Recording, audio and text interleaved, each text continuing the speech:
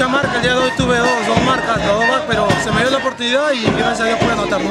Eres el goleador de la etapa provincial como de la distrital. ¿Ha sido tu año?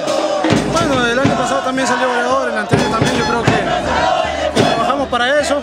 Esperemos que se siga dando las oportunidades en la etapa departamental, porque yo creo que Nazca necesita ya fútbol profesional. Clasificó el Victoria hoy en la tanda de penales y se va a trabajar con bastante responsabilidad para afrontar a este y a quienes lleguen a esta instancia. Bueno, sí, no, estamos enterados que pasó el Victoria, pero como te digo, no estamos preparados para afrontarse al Victoria, al Estudiante de Guadalupe o a la Estrellita, quien venga, ¿no? Pero tenemos que trabajar nomás para hacer un buen papel domingo a domingo, ¿no? Bien, José, éxito y a seguir trabajando para dar más satisfacción a la población nazqueña.